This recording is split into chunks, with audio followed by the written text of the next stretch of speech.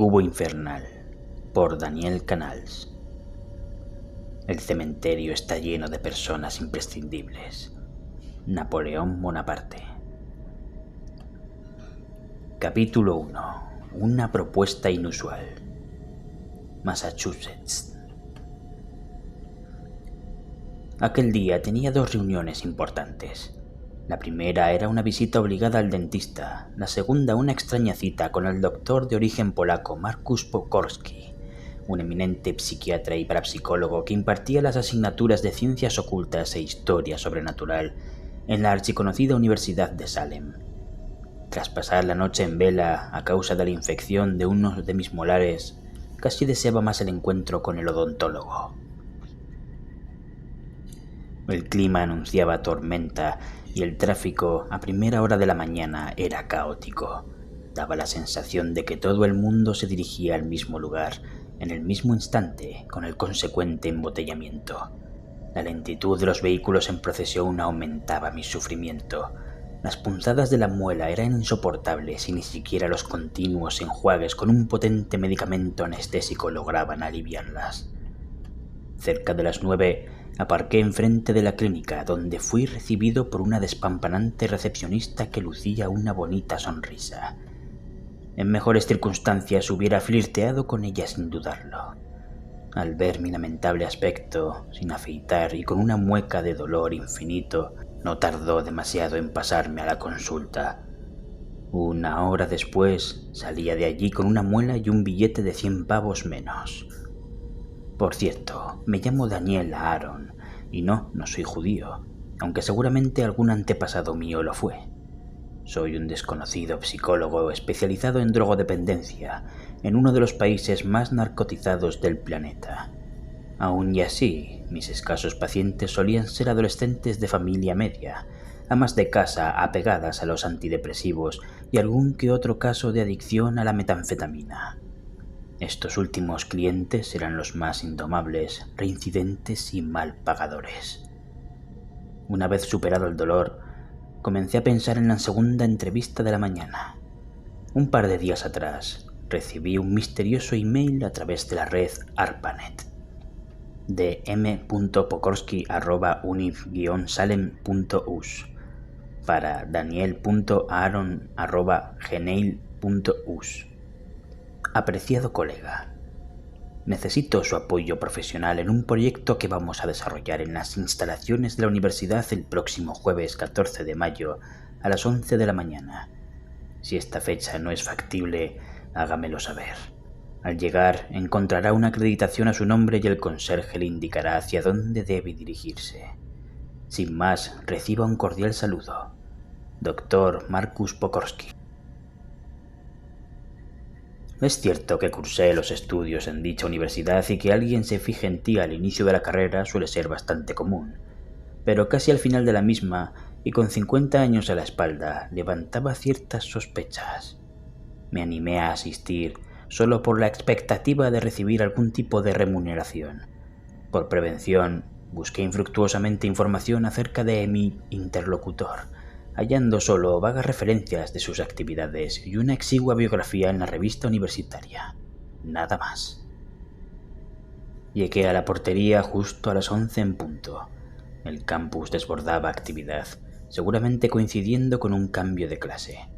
Al preguntar al conserje, un negro de 2 metros de altura con cara de pocos amigos, me facilitó una tarjeta de acceso y señaló con vaguedad un edificio anexo. Una vez en el interior, localicé la oficina de Pokorski en un tablero indicativo.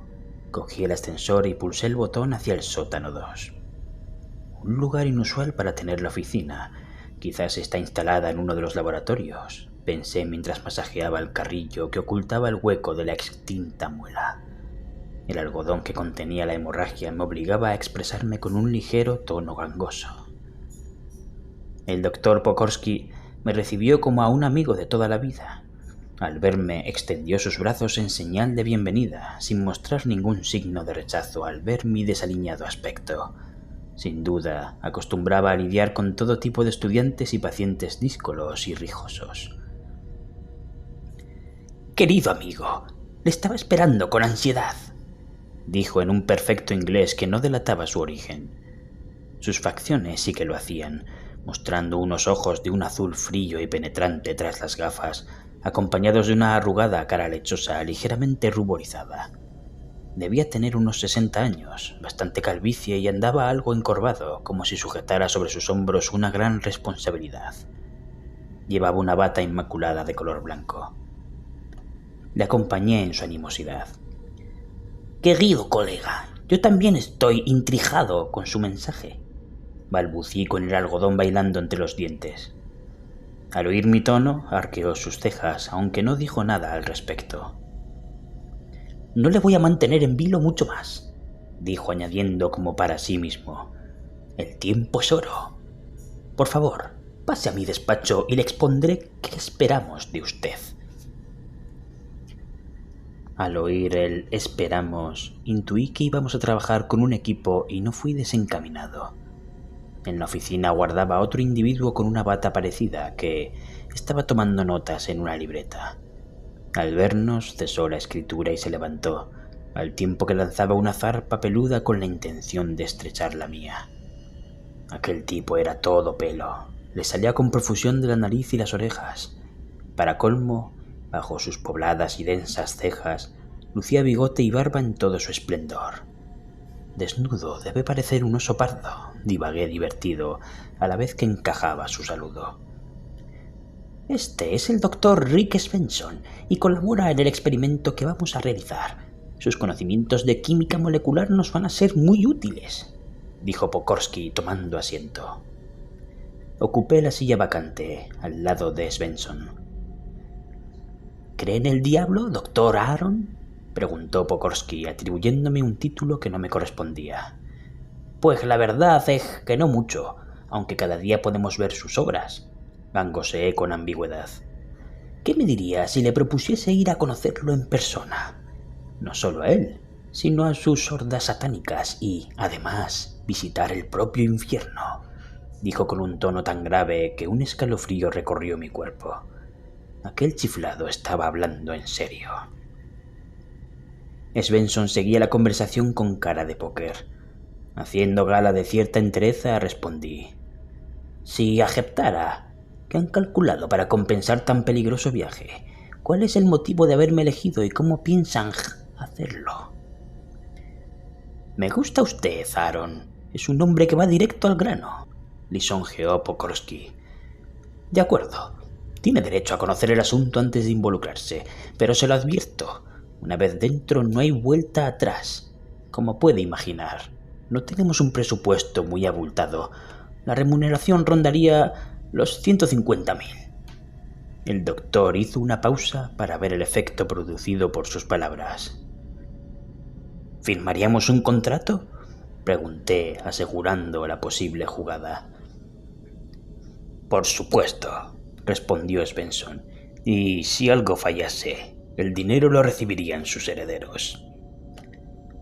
Su última palabra dirigió mi mente hacia Nicole, que, tras el divorcio con su madre, vivía con ella a más de 1000 kilómetros de distancia. Con ese dinero podría ayudar a su manutención y asegurar sus estudios universitarios. «¿Y bien? ¿Le parece suficiente?», preguntó Pokorsky frotándose las manos. «Aún no he dicho que sí. Deme más información».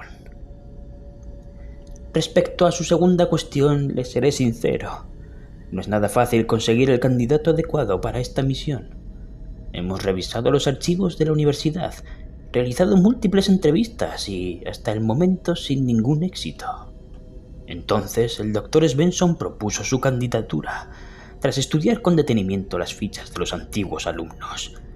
En cuanto a la tercera, el experimento, aunque tiene cierta complejidad, no debería deteriorar en exceso su físico. Es la mente la que va a trabajar a través de la inducción química. Pretendemos dirigir a su Atman, es decir, su propio yo, hacia las profundidades del subconsciente universal, para explorar las regiones donde mora el mal», expuso Pokorsky. «Así que van a aflojarme. ¿Y qué le hizo pensar al Dr. Svensson que podría interesarme su propuesta?». Es usted especialista en el aspecto psicológico de las drogas y no le son ajenos sus efectos. Además, no es ningún crío, respondió el aludido. ¿Han realizado esto antes? No, como ya le hemos comentado con anterioridad, es un experimento, dijo Svensson. ¿Cuándo necesitan una respuesta? Me gustaría meditarlo. Los doctores se miraron entre sí, respondiendo Pokorsky.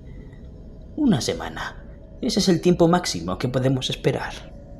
Es demasiado.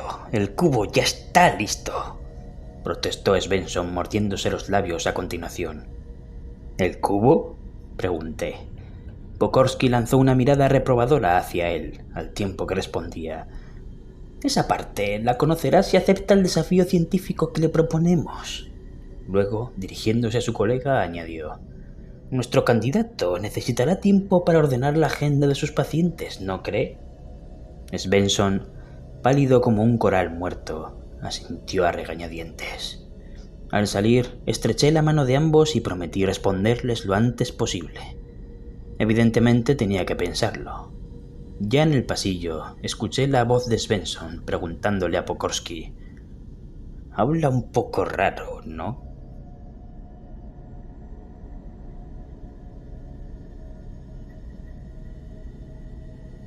Capítulo 2. La decisión. En la consulta. Después de mal comer una sopa de verduras precocinada con una cañita, me dirigí a atender el único paciente de la tarde. Al abrir el buzón, cayeron varios sobres con el mismo tono amarillento. Eran los consabidos apremios por impago que acostumbraba a recibir cada semana. Al vislumbrar una luz parpadeante en el contestador automático, apreté el botón con la esperanza de oír algún mensaje proponiendo una cita, pero el único existente era el de la casera, presurosa por obtener el importe atrasado del alquiler. Aunque no pudiera ni comer, cada mes procuraba enviar un par de cientos a la madre de Nicole. Mi orgullo como padre lo exigía. El obligado pago al dentista había acelerado el proceso de quedarme sin Blanca. Pensé en la madre de Tommy, el paciente citado aquella tarde. Quizás podría pedirle un adelanto por las futuras visitas. El timbre del teléfono me sacó del ensimismamiento. Una voz llorosa anunció una doble tragedia. ¿Dija? Soy la madre de Tommy. Dígame, señora Crawford, ¿su hijo no va a venir hoy? Esta mañana, mi hijo se ha tirado por la ventana. Quería escaparse para comprar droga y su padre lo ha encerrado como otras veces, pero esta vez ha sido la definitiva. Hipó la mujer, arrastrando las palabras. ¿Cómo está? El pobre ha fallecido antes de llegar al hospital. Tengo que colgar. Solo quería que lo supiese. Sin darme tiempo a reaccionar, oí el pitido de la desconexión. La familia Crawford acababa de perder a Tommy, y yo a mi único paciente. Faltaba otra desgracia por venir. Apenas me quedaban unos pocos calmantes y la enrojecida encía, aprisionada por los puntos, comenzaba a despertar. Solo disponía de algunos $. Si los invertía en medicinas, no podría ni comer. Con la intención de aliviarme, me dirigí al pequeño lavabo, escupí un gargajo sanguinolento y aclaré el gañote con un trago de agua, directo del grifo. Luego apoyé la frente en el espejo, buscando un reflejo de frescor. Al día siguiente desperté tumbado en el diván de la consulta con un insoportable dolor de cabeza. Por el suelo aún rodaba una botella vacía de aguardiente de caña con la que me había anestesiado la noche anterior. Esto no puede continuar así o acabaré mal, pensé autoconvenciéndome. Tienes una oportunidad y no debes desaprovecharla. Además, ¿qué cojones? Tu situación actual no es muy diferente a la de estar en el mismísimo infierno. Después de ingerir el último calmante, descolgué el teléfono. ¿Doctor Pokorsky?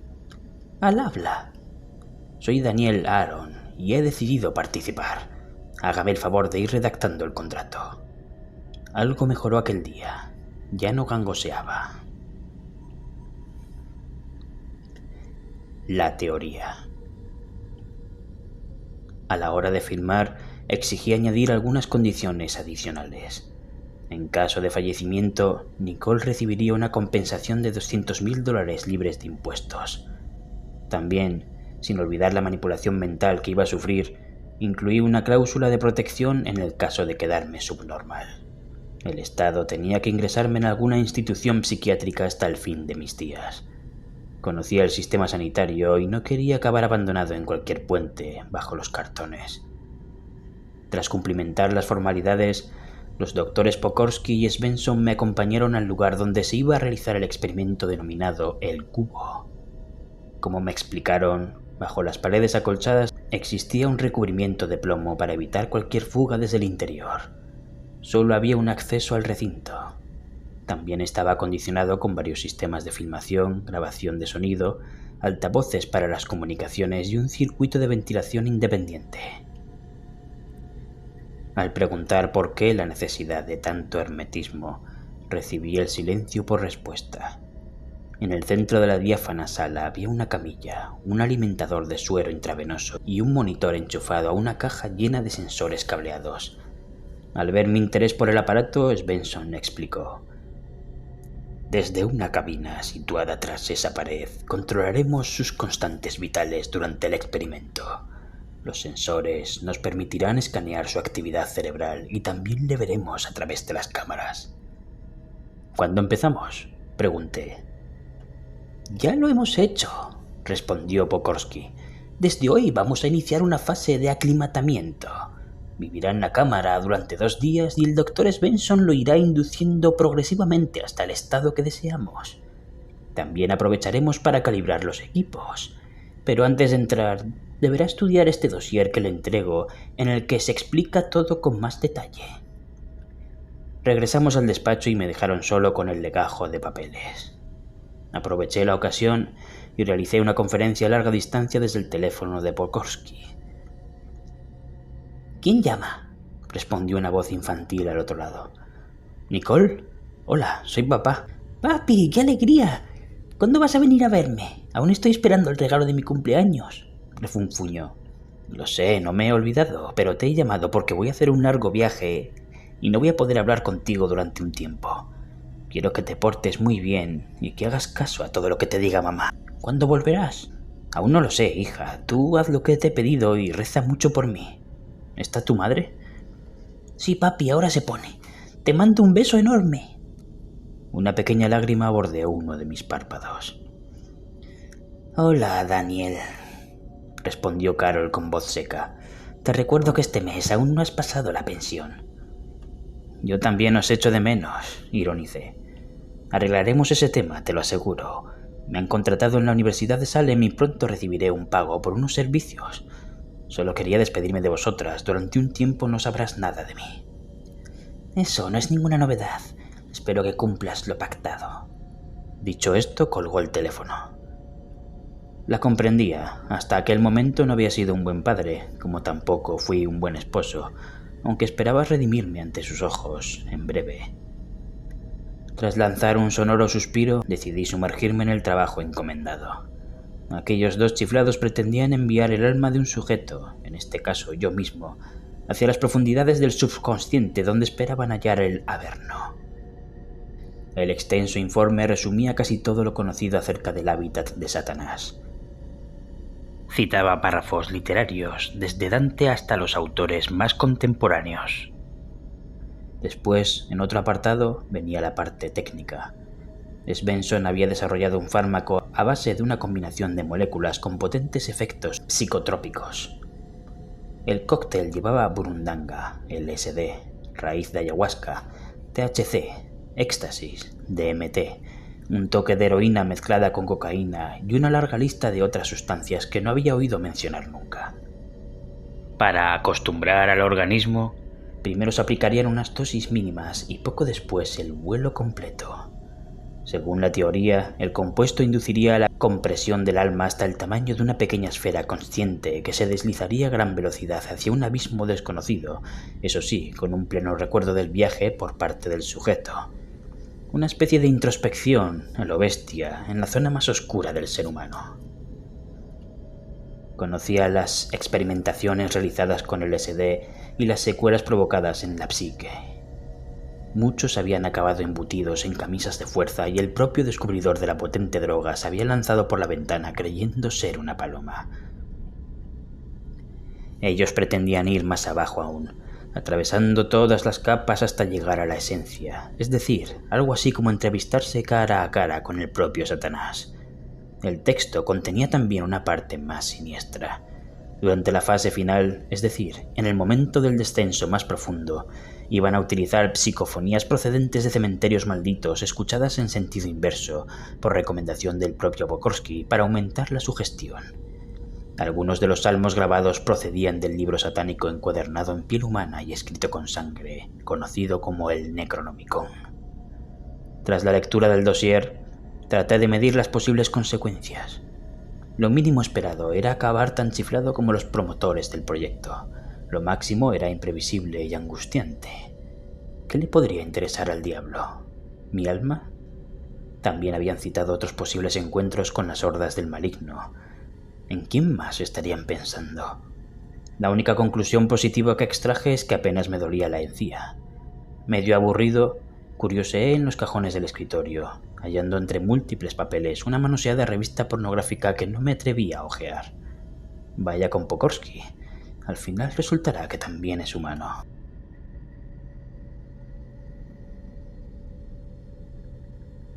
Capítulo 3. El experimento. El cubo. Mientras permanecía tumbado en la camilla, el trajín de alrededor era considerable. Un médico, el doctor Jeremiah, comprobaba cada uno de los sensores que me habían adosado y 3 técnicos más revisaban el resto de los equipos. Evité interrogarles, porque era evidente que no sabían nada del proyecto. Pokorsky iba de uno a otro, asintiendo con gravedad a cada cuestión técnica que le planteaban. Svensson había desaparecido, aunque lo imaginaba metido entre probetas, acabando de preparar el mejunje. Encerrado en aquel lugar, perdí la noción del tiempo.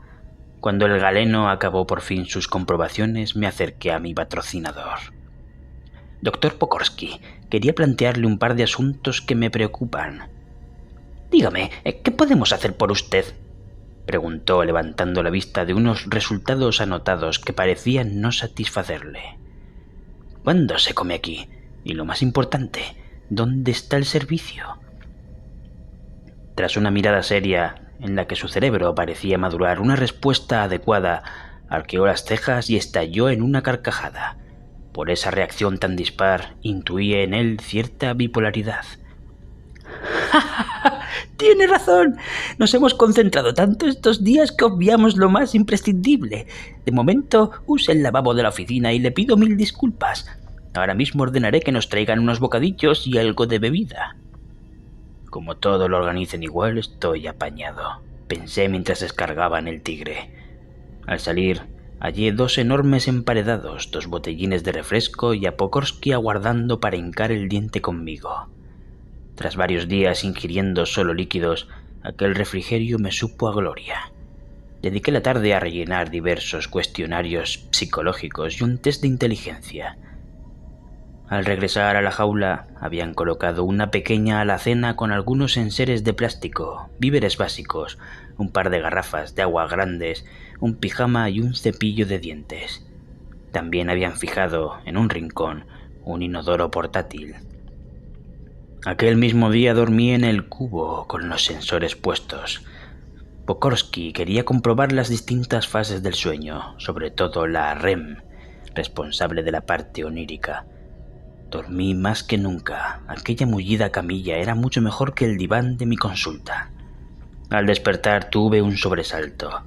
Svensson sostenía una jeringa ante mí, al tiempo que apretaba el émbolo hasta un punto determinado. Un chorro de un líquido verduzco salió proyectado hacia el cielo. Luego dejó la inyección sobre una mesilla quirúrgica portátil. Por favor, vístase y desayune bastante, porque no va a ingerir nada más en todo el día. En breve vamos a efectuar la primera punción. Hallé mi ropa sobre la alacena. Alguien se había tomado la molestia de llevarla a la lavandería. Pokorsky, exultante, Apareció poco después con una bandeja bien surtida.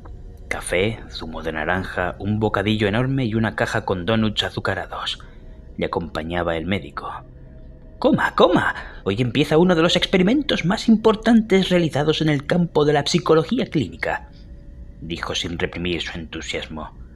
Svensson y Jeremiah, menos eufóricos, observaban impacientes. Les ofrecí un donut a cada uno, alegando que no podía con todo. Tras el opíparo desayuno, pedí un cigarrillo. Los tres se miraron con estupor ante la petición, aunque el solícito psiquiatra no tardó demasiado en regresar con un paquete de Camel y una cajita de fósforos. Por fin, tras unas bocanadas de humo, lancé la colilla al inodoro, dejé el tabaco con las cerillas en la alacena y me tumbé sobre la camilla. Jeremiah subió la manga de mi almidonada camisa y, en menos que canta un gallo, instaló el gotero en una de las venas y repartió los sensores. Después, Svensson le acercó su preciado brebaje y me inoculó. Por orden de Pokorsky, redujeron la intensidad de la luz y me dejaron solo. Las últimas palabras que escuché antes de sucumbir a la oscuridad fueron: «Procure relajarse».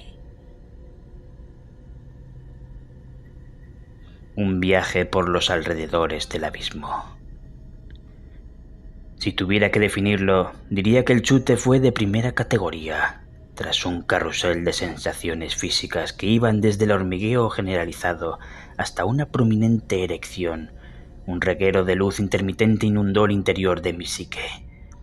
Habéis experimentado el poderío de una tormenta en vuestra cabeza.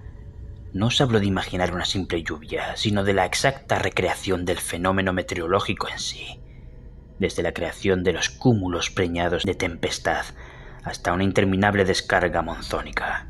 Ser la propia agua, la ventisca huracanada, el granizo, todo al mismo tiempo. ¿Os vais haciendo una idea? Evidentemente aquella era la fase inicial, la transición a algo superior. La mente es mucho más poderosa. Después de la húmeda recreación se hizo la nada. En un destello de consciencia física sentí una fría rigidez en todos los músculos del cuerpo. Ante un fondo negro, a menos de un palmo sobre mí, flotaba una imagen etérea, una calavera cubierta de harapos, la muerte. En un primer pensamiento deduje que había llegado mi hora, aunque observando su comportamiento intuí dos cosas. No me miraba directamente a los ojos y no portaba su guadaña. Solo vino a mostrarse, a ver qué se cocía, y tras quedarse a escasos centímetros de mí, tan cerca que podría haberla besado, desapareció fugazmente. Aparecía al pie de una singular escalera circular de caracol, como las de las torres interiores de la Sagrada Familia de Gaudí, pero en vez de ser de piedra, cada uno de los escalones era una gema tallada en bloque. Un escalón era de rubí, otro de diamante, después esmeralda, y así en sucesión. Empecé a subir por ella y, al llegar a la parte superior, encontré un portal dorado bellamente ornamentado. Al atravesarlo, pude observar una panorámica del río Ganges, en la India, al atardecer, en la hora de los muertos. El sol caía lentamente a un lado mientras una procesión de intocables descendía por la derecha del río transportando un difunto. De fondo se oían cánticos rítmicos acompasados, como un rumoreo, y una suave brisa que notaba en mi cara mecía la escena.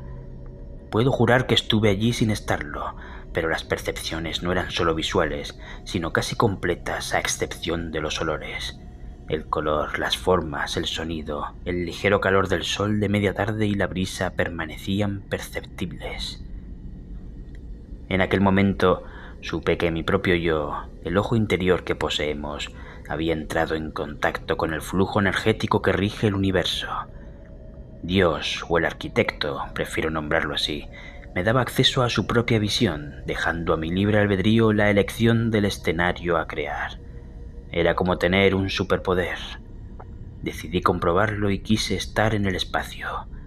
Pensado y hecho, ahí estaba flotando, ingrávido, en algún punto ignorado del universo.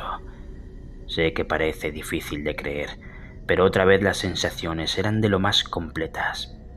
Sentía mi cuerpo allí, sin la necesidad de respirar. Observé galaxias desconocidas, multitud de estrellas y planetas como si los tuviera al lado, un sinfín de puntos brillantes que me envolvían en todas las direcciones. Se estaba bien allí, os lo aseguro. Tras un cierto tiempo decidí cambiar de nuevo el escenario y reproduje la situación de la propia Tierra en su origen primigenio. Sin animales ni plantas, todo eran piedras, rocas y agua. Pude respirar, esta vez sí, esa atmósfera inicial y escuchar aquel mar primigenio.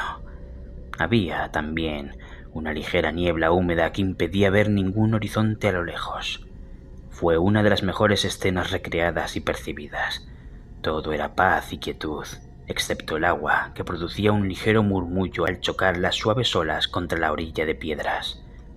No había mucho más para inspeccionar allí, aunque después de esa experiencia me consideré la única persona de este mundo que ha podido vivir y sentir ese escenario tan concreto. No había nadie más por allí. Tocaba algo más sofisticado, así que la siguiente y última creación fue la de una playa tropical, con una frondosa jungla que casi devoraba la escasa arena. El tiempo era húmedo y llovía abundantemente, lo que provocaba una explosión de verdor alrededor. Sobre todo, destacaban unas grandes hojas del doble del tamaño de una persona. En medio de la frontera, entre la playa y la jungla, había una casa de troncos construida encima de unos fuertes pilares de madera que parecía bastante impermeable.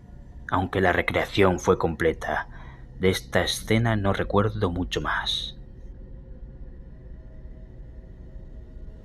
Notas del Dr. Svensson sobre el experimento científico X2349. Al individuo se le ha suministrado una primera dosis intravenosa con 10 miligramos del compuesto amixotrópico. Las imágenes obtenidas muestran una dilatación instantánea de las pupilas, sequedad bucal, un ligero aceleramiento del ritmo cardíaco y cierta rigidez causada por la estricnina. No se observan convulsiones y el descenso de la presión intracerebral ha sido el esperado.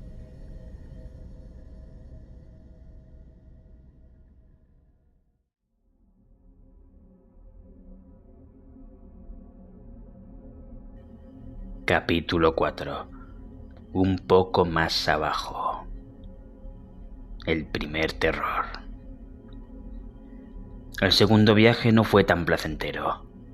Jeremiah inoculó, esta vez, un líquido rojizo y una dosis mayor, casi 30 miligramos de golpe.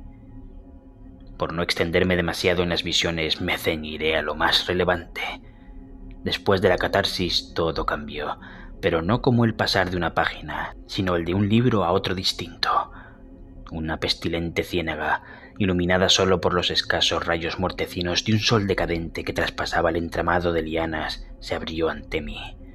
Una espesa neblina flotaba sobre sus pútridas aguas y miles de mosquitos anhelantes pugnaban por encontrar una jugosa vena. El silencio se hacía insoportable, intuyéndose un peligro indefinido. Había un sinfín de calaveras y huesos esparcidos sobre el fango. Existía algo maligno bajo la superficie acuosa, un ser que nada tenía que ver con los fieros caimanes o incluso el famoso humanoide vegetal conocido como la cosa del pantano. Sin verlo, sabía que me observaba con sus ojos fieros y amarillentos. Aquello era el responsable de todas las muertes acaecidas allí. Su mordedura infecciosa provocaba el sufrimiento de sus víctimas a través del dolor, lanzándolas hacia la locura y la muerte. No lo hacía para alimentarse. Su principal dieta consistía en miríadas de ranas y asquerosos sapos verrugosos. Si mi mente hubiera estado conectada a mi cuerpo en aquel instante, habría salido corriendo tras arrancarme los cables. No quería estar allí. La cruel y vengativa criatura deseaba matar y la única víctima presente era un servidor. Lo último que vi fue un extraño agujero en el centro del pantano, como un cenote subacuático que confirmaba la existencia de un oscuro nivel inferior. ¿La entrada al abismo? Como pudieron corroborar en la cabina de control, el pulso físico y el mental sufrieron un aceleramiento intenso. La adrenalina fluía a borbotones, rayando el estado de pánico. Más tarde, Pokorsky me explicaría que el médico entró al cubo para administrarme un sedante. El vídeo de la sesión mostraba mi cuerpo rígido como una tabla, contraído de puro terror. Los gritos de pavor traspasaban las paredes. Más calmado a causa del tranquilizante, la visión cenital se convirtió en una sucesión calidoscópica de colores brillantes, mezclados con extraños signos cabalísticos desconocidos para mí. Volví a la realidad 12 horas más tarde, según Svensson. Al pie de la camilla, Pokorsky miraba a un hijo pródigo. «Menuda experiencia, ¿no?», preguntó. «Otra como esta y tendrá que cambiar de cobaya. Acabo de envejecer 10 años de golpe», acerté a responder, aún confuso. «Ha estado fantástico». «Les agradecería algo de intimidad», dije al ser liberado de la camilla. «Necesito ir al servicio con urgencia». Aquella noche no tuve un sueño tan plácido como en las precedentes. Aunque la droga apenas dejaba resaca, la inquietud por lo ocurrido no abandonó mi mente tan fácilmente.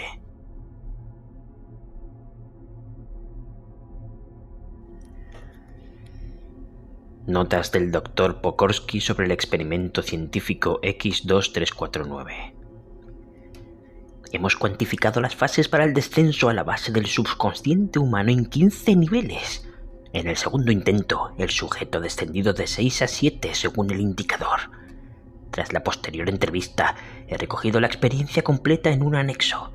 Como resumen, destacaría la presencia maligna recreada tras la catarsis, dejando a una consideración posterior qué puede representar tal figura.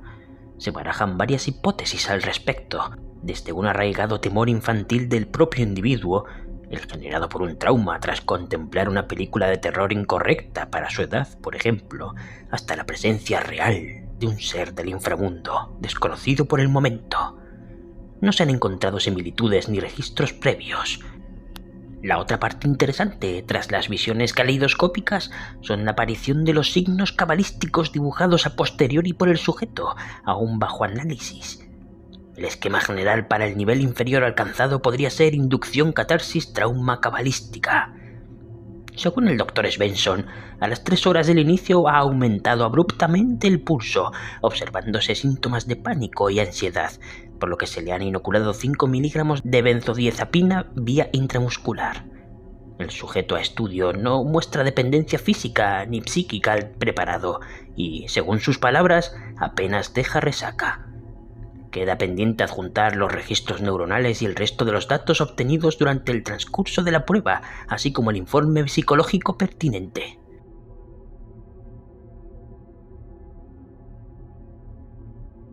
El viaje definitivo. Las pesadillas eran cada vez más recurrentes, según indicaban los resultados sobre la actividad cerebral nocturna. Aún y así, Pokorsky y Svensson querían que realizara el viaje definitivo. Según ellos, mi mente estaba suficientemente preparada para soportarlo. Tenía mis dudas ante tal apreciación. Aunque la mandanga era de la mejor calidad, me encontraba estresado y con la sensación de estar exprimido a nivel psicológico. No estaba muy convencido de ser capaz de soportar una nueva dosis y menos de sus posibles efectos. Al compartir estas inquietudes con Pokorsky, en las innumerables charlas que solíamos mantener tras cada inmersión, primero le restó importancia y luego llegó a amenazarme. «Les recuerdo que tenemos un trato». «¿Aunque me lleve a una muerte horripilante?», pregunté. Su respuesta fue un encogimiento de hombros. Para él, simplemente era un experimento más en su larga carrera. La empatía inicial se había esfumado. Así que, muy a mi pesar y obligado por las circunstancias, asumí que tenía que descender a los infiernos con todas las consecuencias. Por recomendación del médico, me concedieron un día de descanso. Aproveché la mañana para fumarme casi todo el paquete de tabaco y pedí una botella de whisky que no me trajeron. Aburrido, me distraje observando cómo un par de técnicos instalaban unos altavoces adicionales cerca de la camilla. Por la tarde, Pokorsky me citó en su despacho. «He reflexionado sobre nuestra última conversación y deseo que tenga una oportunidad de acortar la agonía, casi per se, en el caso de sobrevenir una situación, digamos, que irreversible. El Dr. Jeremiah instalará dentro de su boca intermolas una cápsula de cianuro que podrá ser activada a distancia en caso extremo. El artilugio tiene una diminuta antena de radio adosada y nosotros tendremos la última palabra para activar su rotura a distancia. ¿Qué le parece? Creo que es usted más hijo de puta de lo que pensaba, pero acepto y espero que, si llegara ese fatídico momento, estén a la altura. Al día siguiente desperté con mal cuerpo.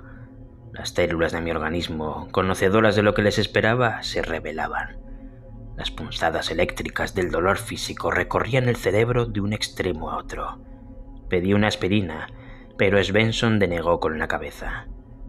Colocada la muela decisoria, me entraron ganas de masticarla con fuerza y joderles a todos el invento. Esta vez, el médico tardó más de la cuenta en instalar la vía del suero. Tenía el brazo más pinchado que un alfiletero y a Jeremiah le temblaban las manos. Por su miedosa reacción, deduje que no estaba del todo de acuerdo con el maltrato que recibía su paciente. También noté cierta acritud entre él y Svensson, posiblemente a causa de una discusión previa. Aún no estando en las mejores condiciones, tras la dosis definitiva respiré hondo y me sumergí en la negritud. Durante la fase catártica, la muerte regresó acompañada de otras calaveras. ¿Habéis contemplado alguna vez un espectáculo lésbico entre almas mortíferas? Es lo más cercano que describe la escena. Mientras observaba las grotescas y procaces poses cadavéricas, comprendí que no existía una sola muerte, como pensamos. Había múltiples portadoras de la guadaña y, por lo visto, trabajaban en equipo además de divertirse. La bacanal no duró demasiado, considerándolo desde el tiempo interior. El ojo de Dios se abrió de nuevo, aunque sentí cómo se iba comprimiendo su esfera hasta alcanzar un tamaño microscópico. Algo parecido al prensado atómico dentro del núcleo de una bomba. Según Pokorsky, era la parte más delicada del experimento y un hito en sí. La bola condensaba la visión universal con mi propia conciencia. Tras un latigazo, comenzó el descenso al abismo. Indicado por Jeremiah en el exterior, las constantes vitales descendieron hasta un punto crítico. El médico, alarmado, pensaba en las consecuencias legales si yo llegaba a palmar. Svensson y Pokorsky, por el contrario, contemplaban la evolución de los datos y las imágenes casi en estado hipnótico. Habían arriesgado mucho, empleado demasiadas horas hasta aquel instante y por nada del mundo iban a abortar la misión. Cerca de la fase 10, frené en un submundo espeluznante. Millones de celdas albergaban las almas del purgatorio en espera de un destino. Embutidas en una especie de capullos transparentes, flotaban aprisionadas en su interior. Al rotar la visión, pude ver a los guardianes del complejo, que se extendía hasta el infinito. Gigantescos pulpos bicéfalos del tamaño de un edificio manipulaban el contenido de los nichos con la habilidad de una araña. Basados en unos criterios desconocidos para mí, ellos decidían quién ascendía a conocer las mieles celestiales o sucumbía al infierno por el resto de la eternidad. Algunas crisálidas rasgadas, pocas, estaban vacías. Sus ocupantes vagan por el limbo al no haber sido catalogados. Deben ser los espíritus que aparecen en las casas encantadas o ouijas y cementerios malditos. Ajenos a mi presencia, los eficaces octópodos alzaban o desechaban sin compasión las almas de los suicidas, los nacidos antes de Cristo, los no bautizados y muchos hijos de la gran puta. Otros enceldados en un purgante reposo gestaban la purificación necesaria para su ascenso. Seguí descendiendo cada vez a mayor velocidad, hasta detenerme en el... Capítulo 5. Pandemonium. El falansterio del terror. No esperaba hallar una edificación tan enigmática y colosal, rodeada por ríos de lava activa. Asemejaba a un palacio con miles de habitaciones, aunque los opacos cristales que adornaban la fachada no mostraban imágenes del interior. Dante no citaba a tal edificio, pero supuse estar en el llamado Pandemonium, o capital del infierno. ¿Moraría Satanás allí? ¿O apenas era otro interludio del viaje? Me faltaba la presencia de Caronte y el tricéfalo Cancerbero. El médico, en plena rebelión, exigió entrar en la sala para aplicar compresas heladas sobre mi cuerpo, cuya temperatura había ascendido hasta los 40 grados centígrados. «Siéntese, Jeremiah. Aaron ha firmado un contrato y sabe a lo que se expone», ordenó Pokorsky. «Si sigue sudando así, morirá deshidratado», advirtió a regañadientes. «Quiero que se incluyan mis observaciones en el informe oficial». «Así será, y ahora cállese», cortó Svensson. «Ha llegado el momento. Reproduzca las psicofonías», dispuso Pokorsky, más excitado que nunca. «Acto muctus riperi suscae porim Marcus», tronaba en los altavoces en el cubo, cuando la puerta principal del complejo se abrió de par en par. El edificio infernal, solo iluminado por el reflejo incandescente, no animaba a una visita. Esperemos que los salmos del grimorio no despierten nada más, pensé acongojado. Bajo la oprimente atmósfera, los tornados de cenizas giraban amenazantes y un aullido estremecedor retumbó en la entrada. Acojonado, por un momento valoré la posibilidad de ocultarme, sumergiéndome en el torrente de lava. Por fortuna no lo hice. Mi cuerpo hubiese estallado ante las cámaras en 1.000.000 de pedazos ardientes. El cancerbero, atado por varias cadenas sujetas a sus 3 cuellos, tenía un aspecto imponente. Bajo un pelo ralo y chamuscado en algunas zonas, su cuerpo mostraba un pecho generoso rematado por unas musculosas patas. No quise imaginar su dieta. Tratando de pasar inadvertido, ascendí hasta la parte más elevada del portalón que vigilaba la bestia.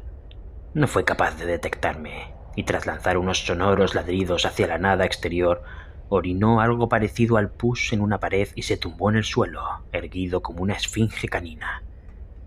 Desde la visión cenital, observé con más detalle las ennegrecidas lenguas y los colmillos afilados que adornaban sus fauces. También escuché, con toda nitidez, el estertor pesado de su respiración. Aquel soberbio animal, aparte de una curiosidad genética, era la digna mascota de un dios, un arquitecto distinto cuyas principales materias primas eran el dolor y la voluptuosidad. Aún a cielo descubierto, una borboteante fuente de sangre hirviendo adornaba el centro de un extenso y diáfano patio rodeado por pétreos arcos de envoltura. El suelo era un pedregal de guijarros punzantes y negruzcos que ni el mejor de los faquires hubiera osado cruzar. Al rotar para controlar la posición del perro, este seguía manteniendo la pose, embelesado por el sonido amortiguado de las letanías maléficas. ¿Qué hacer o buscar? Pero quizás no lo estaba planteando de una forma adecuada. ¿Sobreviviré a esto? Encajaba más. Decidí explorar el lugar. Al fin y al cabo, muy pocas personas en la historia habían logrado llegar hasta aquí y regresar sin haber fallecido previamente, si es que lo había hecho alguna. A partir de este punto, lo narrado puede exceder a la comprensión humana. El propio Marqués de Sade se habría ruborizado al ser admitido en las actividades desarrolladas tras las gruesas paredes. Dividido por estancias más o menos simétricas, en cada una de ellas se ejecutaban las aberraciones más abyectas. Palabras como incesto, crucifixión, sodomía, látigo, tortura, abrasión o desmembramiento no abarcan para explicar los horrores contemplados. A las víctimas del tormento eterno que no tenían la boca ocupada, se la habían cosido para no escuchar sus lastimosos lamentos.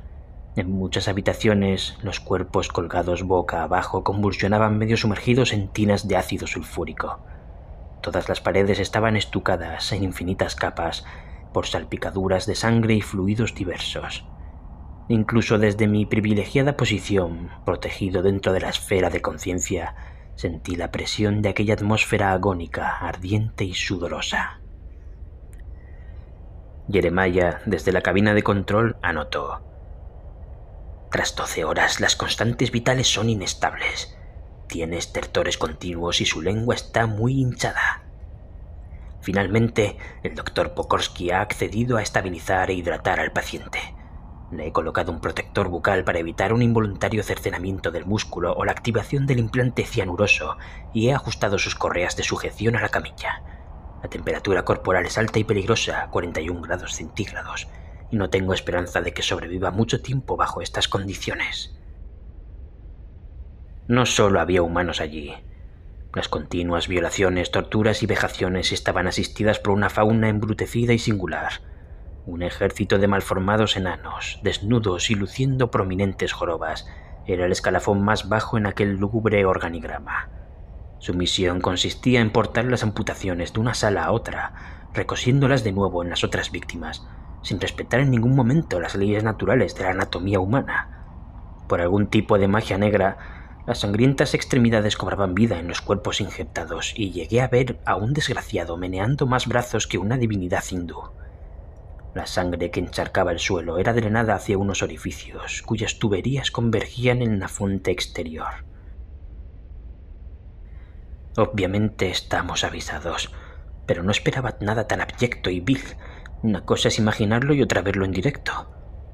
Mis escasos pacientes, aquejados por motivos oscuros que les provocaban impulsos autodestructivos, no eran nada más que tiernos gatitos al lado de todo aquello. El siguiente escalafón de la pirámide sádica estaba integrado por libidinosos centauros y arpías, responsables de aplicar los castigos correspondientes. Estos escarmientos, a diferencia de lo establecido por los escritores bíblicos, eran completamente aleatorios sin tener en cuenta los pecados cometidos. La cuestión era hacer sufrir a los parroquianos lo máximo posible. Madres devorando a sus vástagos nonatos, eclesiásticos azotados y sodomizados por sus feligreses, legiones de pecadores friéndose en las múltiples parrillas alimentadas con brasas por los enanos. Una multitud irrelevante a los ojos de Dios. Algunas de las escenas me provocaron intensos vómitos en el mundo exterior. Por fortuna, el doctor Jeremiah volvió a contravenir las órdenes de Pokorsky. Exigió cambiarme de posición y sujetarme de lado para evitar la asfixia. Aquel tipo actuaba como mi ángel de la guarda. No voy a narrar nada más sobre las aberraciones perpetradas en el ala este del Phalansterio. Ninguna mente está preparada para tanta barbarie. El nivel siguiente de los diabólicos subordinados estaba compuesto por demonios inferiores tales como incubos y sucubos, capaces de materializar su presencia en la vertiente más sexual del mundo onírico. Los mercenarios externos también gestionaban los cuernos de los matrimonios consagrados por la Iglesia y todas aquellas relaciones consideradas como inconvenientes o ilícitas. Donde existía un roto, ellos creaban el descosido. Por último, a un solo nivel inferior al propio Satanás, los príncipes o diablos mayores disponían de sus propios dominios en el inframundo y solo rendían cuentas al líder. Desde sus extensas posesiones planeaban y gestionaban las crueldades generales más sofisticadas, como las hambrunas, plagas, enfermedades, guerras, catástrofes naturales o las insidiosas inspecciones de Hacienda. Disponían sus propios ejércitos y cuota de condenados. Logré corroborar dos creencias erróneas. En el ala oeste del edificio no existía ni el castigo ni la tortura. Todo sistema necesita una burocracia que lo sostenga y allí no era diferente. En sus salones, multitud de burócratas se encargaban de engrasar y alimentar la maquinaria funcionarial de aquel singular estado. Los maltratadores, herejes, brujas, psicópatas, estafadores, ladrones, asesinos y violadores eran vistos con simpatía allí. Considerados como del gremio, se encargaban de realizar las tareas administrativas con eficacia. Les iba el cuello en ello. Los más obtusos o incoherentes podían acabar en el otro lado del edificio si no se aplicaban. Entre sus tareas, contabilizaban las almas recibidas desde el purgatorio, asignándoles un número de habitación, y custodiaban a buen recaudo los documentos concernientes a las compras de almas por parte del líder, haciendo cumplir las transacciones en los plazos acordados. Por otro lado, en un viejo pergamino que presidía en uno de los salones, pude leer con atención el siguiente poema profético. Los 5 nombres del diablo. Llueven cortinas de agua sobre el cementerio, aludes de barro revientan los ataúdes, los cuerpos descompuestos avanzan juntos río abajo, mezclados con féretros y troncos podridos. Los vivos no se atreven a salir de sus moradas. Hay una energía extraña en la procesión macabra. Mefisto observa atento a sus hijos predilectos. Amarillas ranas croan, los cuervos devoran ojos. Hay un hedor putrefacto, vísceras purulentas flotan repletas de gusanos voraces y huele a muerte podrida. Los cadáveres llegan al estuario tenebroso de las cabezas cortadas, donde aguarda Satán. Viciosos súcubos acarician fríos cuerpos, profanando los mejores en orgías desenfrenadas. En el estuario teñido de rojo, mezclado con aguas negras, flotan las cabezas desechadas y los cuerpos inútiles. Belcebú solo quiere lo mejor para nutrir sus legiones.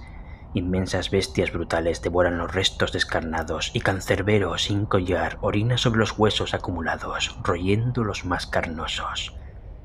Todo desemboca en el estuario. Cataratas de cuerpos nutren un lago desbordado por completo. Lucifer sonríe en su trono, confirmando sus tenebrosos planes. Está cerca de romperse el séptimo sello lacrado. A lo lejos se oyen trotar a los 4 jinetes negros, avanzando imparables hacia la última batalla. Las campanas tañen a muerte, los obispos lanzan sus báculos despavoridos y los hombres caen arrodillados. Las legiones malditas avanzan entre las brumas hediondas, armándose con los huesos roídos por las ratas. Ya suenan ruidos de cadenas de tormento, azotando los cuerpos reanimados. Hermanos siameses con lenguas bífidas trotan, controlando entre las filas, montados sobre babeantes jabalíes apestosos de dientes afilados. Todo sangrará, hederá, se descompondrá cuando el rey de las tinieblas inicie la conquista del mundo con sus huestes malditas.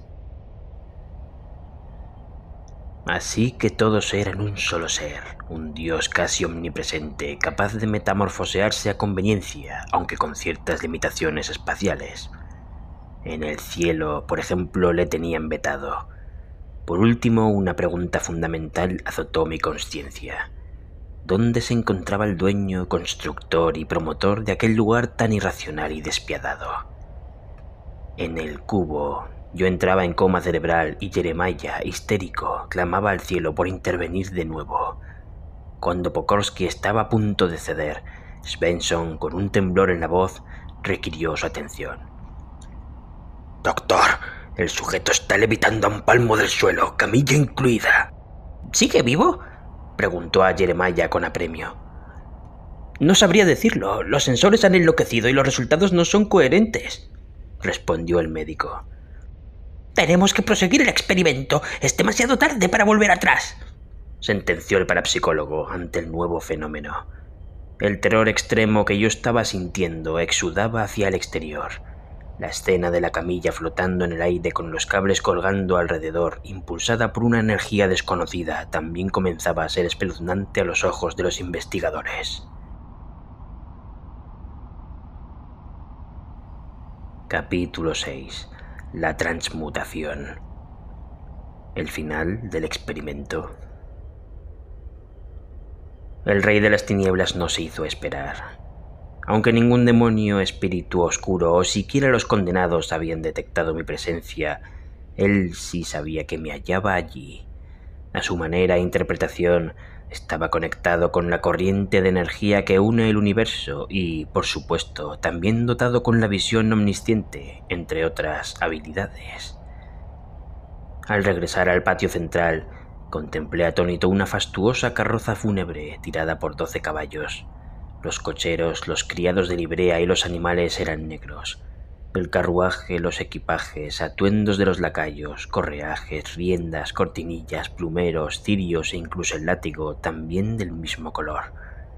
En cambio, el líder supremo del mal descendió por la escalerilla con un traje blanco inmaculado que parecía eclipsar todo lo demás. Para mi sorpresa, tras él surgió una anciana con el aspecto más bondadoso que he visto en mi vida. Parecía una viuda y sujetaba su pelo canoso bajo un pañuelo oscuro de campesina atado en la nuca. Iba ataviada con prendas de luto, incluso el delantal y las alpargatas a juego con el color imperante en el carruaje. ¿Qué hacía aquella pobre mujer allí, tan fuera de lugar? «Querida Hilde, aquí vas a estar como en casa», dijo en voz alta el diablo. Le oí con total claridad, intuyendo con un escalofrío que aquella representación iba dirigida hacia mí. A un chasquido de sus dedos infernales, el cuerpo de la anciana ascendió por el ceniciento aire hasta la cornisa más alta del edificio. Al siguiente, la silueta de la mujer caminó lentamente hacia un extremo. Sus ojos azules iniciales eran blancos por completo y mantenía los brazos elevados frente a sí, como una momia. Al verla llegar al filo del saliente, traté de gritar, aunque mi alarido solo atravesó el plomo que recubría el cubo, a mucha distancia de allí. La sonámbula se precipitó al vacío sin remedio, sonando un golpe sordo contra el pavimento del patio. Para mi sorpresa, reventada por fuera y por dentro, se incorporó a duras penas y caminó con la pose anterior hacia una escalera lateral. ¿No es divertido, Aaron? Ahora volverá a subir y a caer, iniciándose un bucle infinito. No había duda, estaba dirigiéndose a mí. Ateniéndome a la pregunta, comprendí que allí no podía esgrimir ningún argumento moral. El dios se hubiera carcajeado en mi cara al estar muy por encima de sus menudencias filosóficas. Por alguna razón incomprensible, recuperé el habla y respondí con sumisión. Majestad, si os place a vos, no soy nadie para juzgaros. Mi maltrecho cuerpo repitió las palabras al unísono mientras me hacía todas las necesidades fisiológicas posibles encima de la camilla. Al oír la respuesta a través de los micrófonos, Pokorsky y Svensson quedaron ojipláticos. El único que se atrevió a balbucir algo fue Jeremiah. ¿De verdad está hablando con Satanás? Atónito como el resto, el médico hacía ya bastante que ni siquiera seguía los escasos resultados que aún monitorizaban mi agonía. El diablo tenía un aspecto joven y atlético, nada que ver con cuernos retorcidos, patas de cabrón o alas de murciélago. Pelo rasurado como un militar, facciones adonisíacas, un afeitado impecable, el traje a medida y los zapatos a juego, irradiaba elegancia. Si un vendedor de seguros me hubiera asaltado con un aspecto así, estaría firmando cualquier cosa por inútil que fuera. Estaba ante el mayor traficante de almas de la historia, un depredador insaciable. Mi respuesta pareció satisfacerle al continuar. Serás mi invitado de honor, pero antes permite que me ponga cómodo. A un nuevo chasquido, me hallé en una enorme biblioteca con miles de libros polvorientos, una chimenea descomunal, capaz de asar una vaca entera y 3 marranos a la vez, un mueble bar y 2 divanes tapizados en una piel desconocida. Las dependencias del Lord Oscuro estaban situadas en el segundo nivel del falansterio. Como él mismo explicó, mientras se ajustaba un batín de paño inglés, allí vivían sus concubinas y efebos más preciados, contados por miles. Tampoco le hace ascos a las ancianas, pensé con ironía, sin poder evitarlo. Al preguntarle por el motivo de la condena de Hilde, hizo un mohín de absoluto aburrimiento, pero respondió: «Esa vieja era más resistente que una monja de clausura. Bueno», añadió pensándolo mejor, «las religiosas son más putas que las gallinas apenas rascas la fina capa de su devoción. Mis subordinados llevaban años predisponiéndola a pecar, pero no había forma humana ni demoníaca de hacerla caer en la tentación. Más tozuda que Cristo en el desierto». Su propia comparación le provocó una maligna sonrisa al rememorar a su eterno rival. Luego prosiguió. «Tuvo que fallecer su marido e hijos para verse en apuros en la vetusta granja donde vivían. Entonces hallé la oportunidad perfecta de rescatar su alma a mi causa. Cuando el hambre hizo mella, no tardó demasiado en claudicar y firmar». «¿Cómo lo consiguió, Majestad?». Un gesto de su mano indicó que olvidara el tema. Un tramposo nunca muestra sus trucos. «Te voy a mostrar las instalaciones que te faltan por ver», dijo en tono educado. Aunque su aspecto se asemejaba más al germánico, sus modales y forma de expresarse eran totalmente ingleses, de alta cuna. Compartiendo su omnipresencia conmigo, sin movernos de la cálida estancia y con sus pies enfundados en unas cómodas zapatillas de estar por casa. A cada chasquido de sus dedos aparecía una zona distinta del edificio. Visité las caballerizas donde descansaban sus briosos corceles. Una bodega infinitamente abovedada y repleta con los mejores caldos contenidos en milenarias barricas. Varias cocinas inmaculadas y un enorme salón de ceremonias instalado en la parte más elevada. Allí, el diablo mantenía expuestos miles de objetos y antigüedades, algunos procedentes del albor de los tiempos. Parecía satisfecho, provocando mi absoluta admiración. Aparte de valiente, tiene usted buen gusto, Aaron. Esa copa que está observando es el famoso Santo Grial. Los humanos llevan siglos buscándolo y ahora ya sabes quién lo posee. Una sala adyacente mostraba, al viejo estilo británico, todo tipo de armas, desde pesadas mazas medievales hasta ametralladoras de última generación. Al ver mi cara de sorpresa, indicó jocoso: No colecciono armas nucleares, prefiero que las tengáis vosotros. El día que decidáis utilizarlas, mis lacayos no van a dar abasto. Por cierto, dijo cambiando de tema, un paciente tuyo ingresó hace poco en el purgatorio. Según me han informado, lo tendremos aquí en breve, un tal Tommy. No vas a tener ocasión de saludarle, pero le daremos recuerdos de tu parte.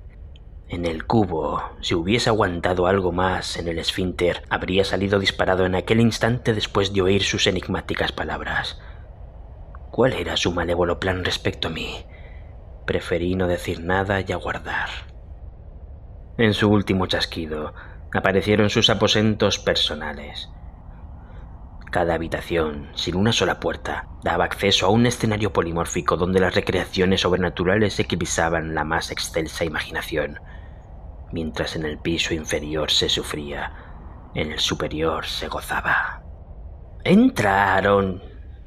Mis chicas te van a poner los ojos en blanco. 7 mujeres desnudas iniciaron unas danzas tan lascivas que dejaban a las de las muertes como simples colegialas. Pokorsky, que hubiera disfrutado infinitamente más con la escena que con su asquerosa revista, trataba de seguir el hilo de los acontecimientos a través de mis respuestas. Svensson miraba embobado las imágenes poltergeist que emitían los monitores y Jeremiah yacía inconsciente en el suelo. Ante la indiferencia de sus compañeros, el desgraciado médico había sufrido un amago de ataque cardíaco por la tensión acumulada. Bajo las caricias de aquellas perras, perdí de vista la conciencia, la noción del tiempo y las preocupaciones acerca del futuro que me aguardaba. Esta vez los alaridos fueron de placer. El diablo sonreía mientras una de sus acólitas, de rodillas, se encargaba de realizarle un karaoke salvaje. No puedo describir mucho más. Aaron, no dirás que no te hemos atendido bien. ¿Qué te parecería quedarte aquí para siempre? Mis gatitas estarían encantadas de levantarte el ánimo cada vez que lo deseases. Aún aturdido balbuceé. ¿Quiere que le venda mi alma? No, en tu caso lo voy a dejar al azar. No creo que después de lo que has visto en las mazmorras te queden muchas ganas de ser malvado cuando regreses. Además, tu historial es patético. Quizás no esté todo perdido. Veamos qué propone. Respondiendo a tu pensamiento, la propuesta es la siguiente. Me cederás tu puesto en la cápsula de conciencia y permanecerás aquí hasta mi regreso. ¿Y qué hará en Massachusetts? ¿Qué pasará con mi cuerpo? Eso no es de tu incumbencia. ¿Y si no acepto? Su semblante no auguraba nada bueno, os lo aseguro. A un movimiento de su ensortijada mano, apareció ante nosotros la imagen del cubo. Los cables de los sensores ascendían hacia el cuello, hilvanándose entre sí. La tensión de la improvisada soga levantó en posición vertical mi cuerpo, balanceándolo. El peso de la camilla acentuaba la asfixia. No hay nada más terrorífico que contemplar tu propia muerte en directo. La cara amoratada, los músculos en tensión, la dolorosa erección. ¡Entre ahí y descuélguelo!, gritó Pokorsky al desmayado Jeremiah. Al ver la inacción del médico, se levantó y empujó a Svensson hacia la puerta. Este protestó airado. «No entro ahí ni loco, váyase a la mierda». Cuando contemplé mis ojos llorando sangre y mi ennegrecida lengua retorciéndose como un gusano en apuros, claudiqué. «Acepto, pero descuélgueme, Majestad». «De acuerdo, acabemos con esta farsa». Al instante se desataron los cables y los correajes de la camilla. Todo cayó al suelo con un fuerte golpe. Mi maltrecho cuerpo, en cambio, descendió suavemente sin sufrir el menor daño. «Tienes pelotas, Aaron. Si aún sigues con vida y tolero tu ínfima existencia es porque es la primera vez que observo una consciencia diferente al resto. Al ser humano has sufrido un proceso inhumano para estar aquí. Aún tengo por determinar si eres un puto inconsciente, un arriesgado aventurero o un simple muerto de hambre que quiere proteger a su hija». La mención final no me gustó en absoluto. Iba a responder afilando mi cinismo, pero tras lo sufrido no me atreví. ¿Quién osaría ofender en su propia casa a un ser tan poderoso? Leyó de nuevo mis pensamientos. «No te enfades ni te reprimas. He escuchado de todo a lo largo de mi existencia». «¿No ha pensado nunca en cambiar de hábitos a la hora de convencer a alguien, Majestad?»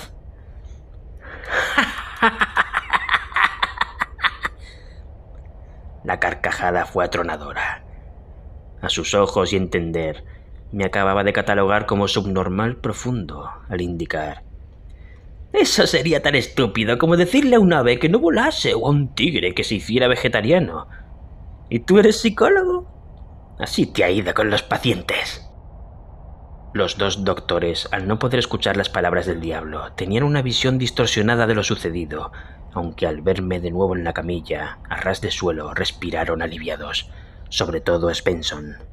Acordándose de Jeremiah, Pokorsky ordenó: «¡Llame a una ambulancia! ¡Eso sí que podrá hacerlo!, ¿no?». Luego, sin esperar su respuesta y acomodándose encima del médico, inició la reanimación cardiorrespiratoria. En el infierno, la cosa iba algo mejor. Como si no hubiera ocurrido nada excepcional, el diablo regresó a sus antiguos modales con total naturalidad. «Procedamos. A mi partida podrás solazarte con mis putas». Un latigazo restalló a lo largo del universo al romperse el conocido como hilo de plata que une cuerpo y mente. Enfrente de la chimenea se materializó mi alma corpórea, produciéndose la transmutación. Su majestad desapareció ante mis ojos, quedando solo el batín, las zapatillas y un ligero tufillo a azufre sobre la mullida alfombra. En el patio exterior, Hilde caía por enésima vez desde las alturas.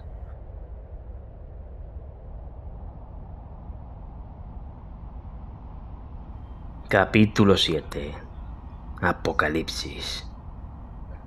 La apertura del séptimo sello.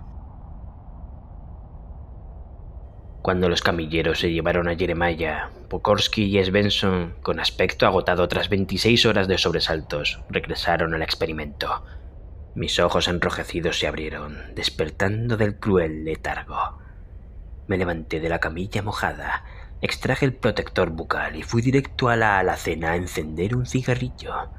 Los asombrados doctores no sabían cómo actuar. Observaban mis reacciones, buscando algún cambio significativo. «¿Qué hacemos ahora?», preguntó Svensson. «Voy a entrar a hablar con él. Pase lo que pase, no se le ocurra abrir la puerta a menos que yo se lo indique». «¿Quiere que avise a la policía?». «Cada vez que abre usted la boca me confirma lo imbécil que es. ¿Cree que podrían detener al diablo?», respondió el parapsicólogo con aspereza. «Limítese a seguir mis instrucciones». Luego abrió la pesada puerta de acceso y se coló en el interior con cautela. Al verme sentado de nuevo en la camilla, echando bocanadas de humo, ganó cierta entereza. «Bienvenido, Aaron. Por un momento hemos creído que esta vez no lo contaba».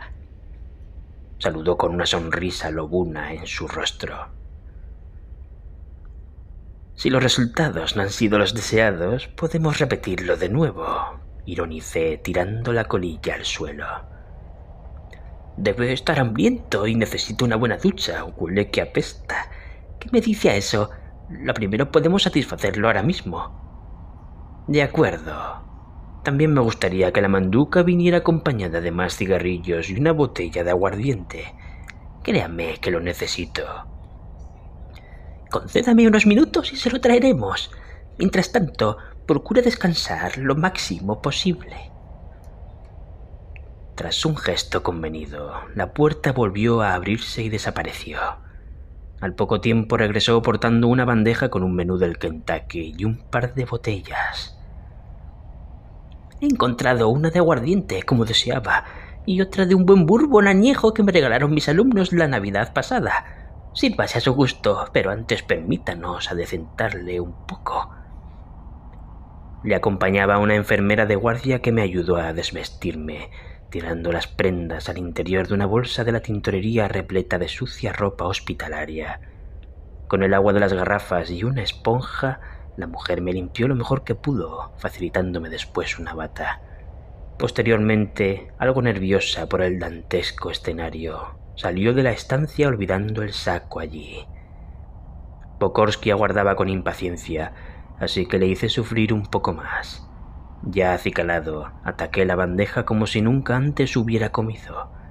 Tras contener mi hambruna, descorché el aguardiente, encendí otro cigarrillo y me dispuse a satisfacer su curiosidad. Sabemos que ha contactado con el diablo. ¿Cómo terminó su proposición? ¿Quiere averiguar si finalmente le vendí mi alma? Sí. No lo hice, no le interesaba en absoluto. ¿Entonces? ¿Le dejó marchar así, sin más? Afirmé de nuevo, antes de partirle la botella de aguardiente en la cabeza. El polaco era duro, y en vez de caer redondo, se tambaleó ligeramente con cara de asombro.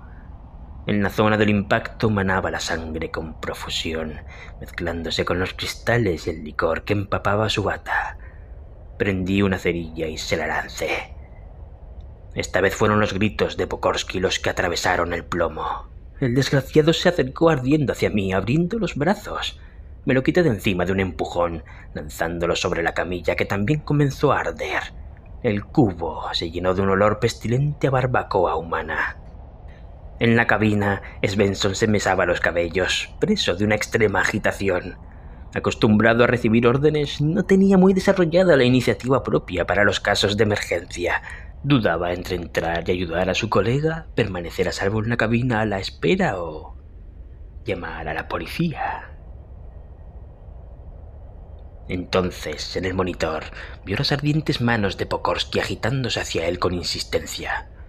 Se pulsaba la palma con el dedo índice queriendo indicar algo. El activador del cianuro. Con los nervios a flor de piel, el químico lo interpretó erróneamente como una señal de socorro un tanto extraña. Saliendo del empalagoso almíbar de la duda que le embargaba, tomó una determinación. Al abrir, entre la bocanada de las llamas y el intenso humo, Svensson perdió de vista mi posición. El muy peliculero, dejando la puerta abierta de par en par, se quitó la bata con la intención de apagar las llamas que consumían a su mentor. Le di tal patada en sus huevos afelpados que noté el crujido de los huesos del empeine. Mientras se retorcía en el suelo, descorché el bourbon y lo rocié de arriba a abajo. El último culo de la botella sirvió para hacer un puente de fuego con el agonizante Pokorsky, que ya no gritaba. La tanda de lamentos se reinició con el químico, que gemía por partida doble. Al dolor de testículos se sumó el de la cocción propia, extendiéndose un olor nauseabundo a pelo quemado. Esto requiere más chicha. Para abrir el portal a los 4 jinetes necesito más temperatura. Qué lástima no disponer de uno de mis ríos de lava en este momento. Al ser una zona de experimentación, la hermética sala no tenía ningún dispositivo antiincendios. Aproveché la bata de Svensson, la mía y el contenido de la bolsa de la enfermera para avivar la candela. Luego salí del cubo en pelotas en dirección al laboratorio, donde encontré 2 barriles de éter dietílico de 100 litros cada uno, sin estrenar. No escuché ninguna alarma ni me crucé con nadie más allí. La ventaja del Sabbat. Con un bidón bajo cada brazo, regresé al cubo. Los cuerpos semicarbonizados de los doctores no se movían ni emitían sonido alguno, excepto por el crepitar de las brasas. Lancé los bidones al interior, entré y cerré la puerta. Ya no necesitaba el cuerpo físico de Aaron, y este tampoco se lo iba a reclamar. En algún lugar indeterminado del cielo, un cordero 7-ojudo y 7-cuerno iniciaba la rotura del 7º sello lacrado. Resonaron las trompetas y luego se estableció un silencio sagrado.